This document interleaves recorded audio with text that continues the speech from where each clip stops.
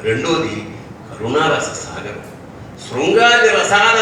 శృంగార రసాది దేవతలా ఉండే రేఖ గుండెల నిండా కుతకుతలాడుతున్న లాభ, చీకటిని పాయలుగా దువ్వి వేసుకున్న కృష్ణవేణంటి జడ, దాని కొసన వేలాడే ప్రేక్షక హృదయాలు లాంటి జడగంట. ఆమె చూపు మార్మికంగాను, నవ్వు నర్మగర్భంగాను, మాట తాత్వికంగాను, మనిషి సామాన్యంగాను ఉంటుంది. యావత్ భూగోళం ఆమెను ప్రేమించింది. కానీ దేవుడు దుర్యోధనుడు కన్నా దుర్మార్గుడు. సూదిమనంత ప్రేమ కూడా ఆమె నొసటను రాయలేదు. రాత్రిపూట ఆమె కామాగ్నికి దగ్ధమవుతున్న నాగినిలా ఉంటుంది. రాత్రిపూట ఆమె కామాగ్నికి దగ్ధమవుతున్న నాగినిలా ఉంటుంది.